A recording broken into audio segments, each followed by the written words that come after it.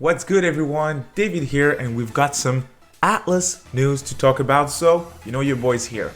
Now let's jump right into it. We got two things actually that I want to talk about today. You probably know, yesterday, 9th of February 2021, the reviews for Persona 5 Strikers dropped. Lots of interesting stuff to talk about, so we're definitely going to look at a few reviews together. We're going to look at the scores from different platforms and stuff like that, so it should be really interesting. And we also got some tiny news when it comes to Shin Megami Tensei, so of course, I'm gonna talk about anything mainline as well. If you guys are interested in anything ATLUS, Shin Megami Tensei, Persona, or random upcoming ATLUS projects like Project Refantasy, please consider subscribing, ring that little bell so you don't miss out on any news videos. And now it is time. Let's jump right into it. So let's start with Shin Megami Tensei. More precisely, Shin Megami Tensei II. What happened with Shin Megami Tensei II, you'll ask? Well, once again, ATLUS delivered, they delivered to the Japanese audience because Nintendo Switch has an online system, if you don't know, where you pay, I think it's like 20 bucks a year or something like that. I'm not too sure. I'm part of a family deal with one of my friends, so we pay like 8 bucks or something each for a year. What they did with the online system is they added new games. In the West, we got nothing that I care about, to be honest. And in Japan, they got nothing that I care about except for one game. This one. That's right. They got the Super Famicom version of Shin Megami Tensei II.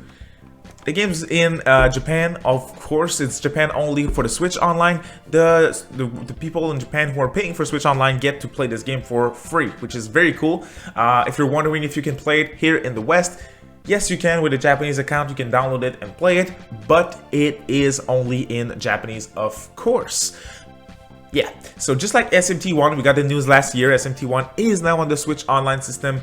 Now 2 is on there as well. Nothing for the West. You guys know that I love my handhelds, and the Switch I really love for that particular reason. I love handheld systems. And actually, a bunch of older Megaton games are playable through emulation. But emulation, to me, was like playing on a PC. That's because I'm an emulation newbie.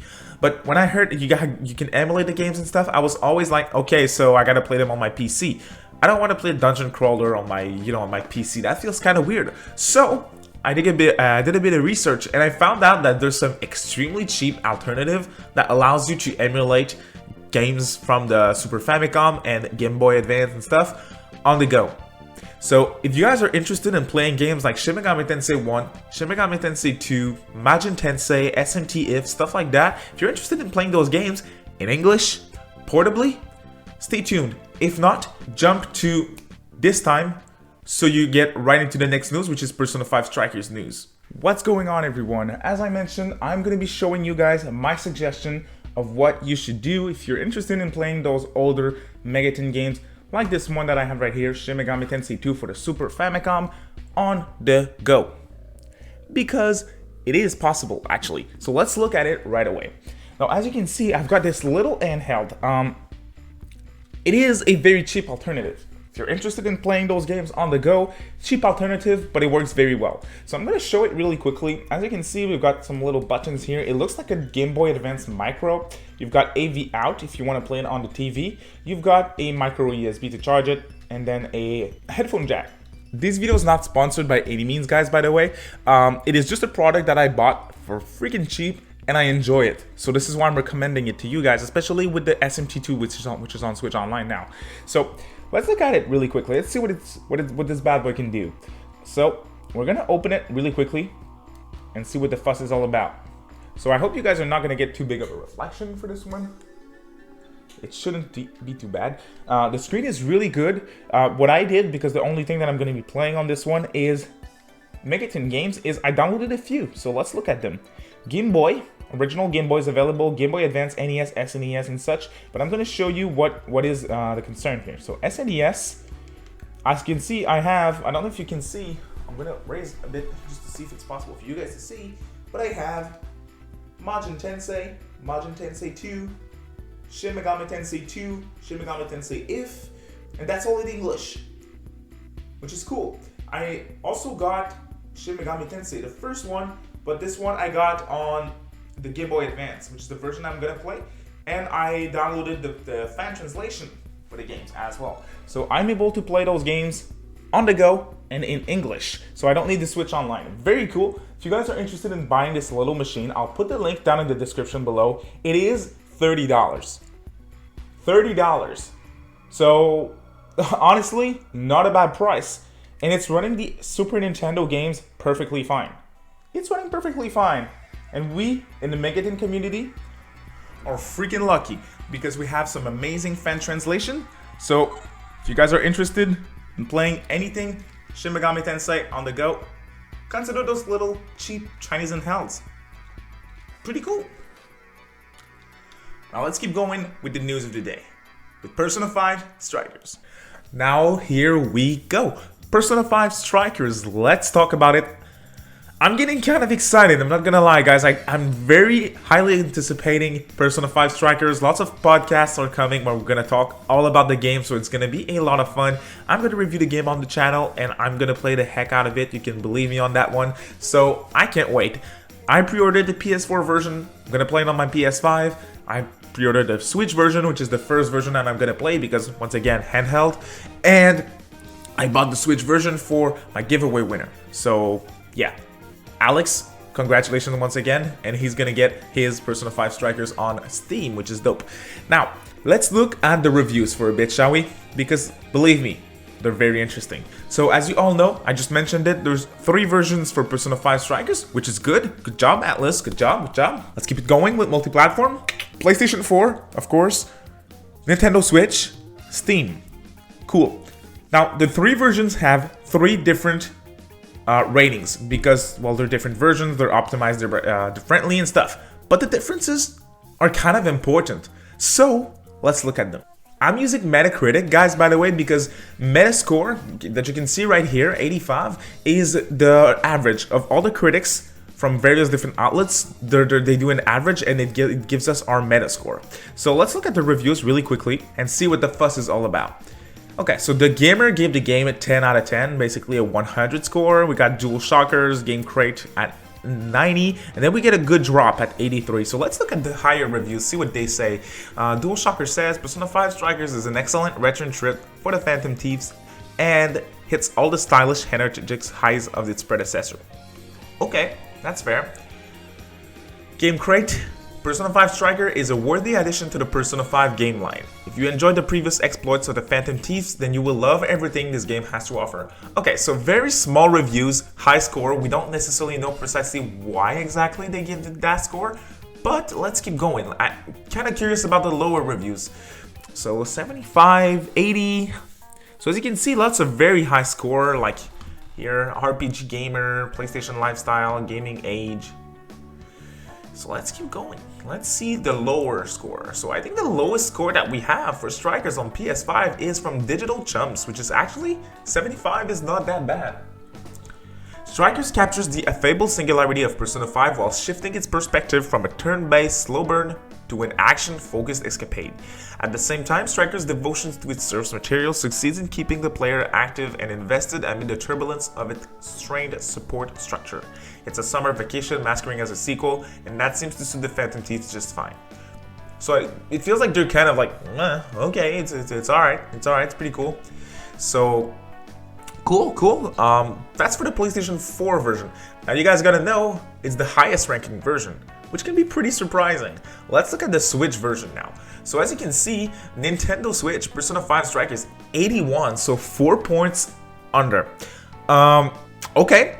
First thing that I thought when I saw the score is, well, performance, probably. I played the demo on Switch. There's a couple of frame drops, of course. Resolution is not that high. You can play it handheld. The Switch is not as powerful as the PlayStation 4, so of course it is to be expected. Persona 5 Strikers is a game that's kind of demanding. There's a lot going on screen at the same time. So yeah, of course, a lower score for that probably, which is alright. Let's look at the lowest score. We got a cool 50 here with digital trends. Let's look at it. Persona 5 Strikers is as flashy as Persona 5, featuring the same gorgeous artwork and animations, great dialogue, and brilliant music.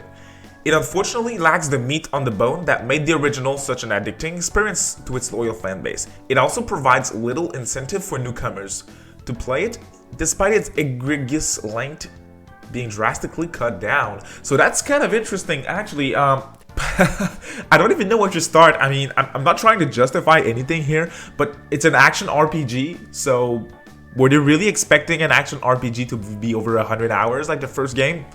Kind of a weird flex here from Digital Treads. But hey, that's it for the Switch version. So from what I've read, I read a couple of articles before this video. Most people are saying that 81 is because of the performance most of the time. So that's probably the justification for the 4 points under the PS4 version.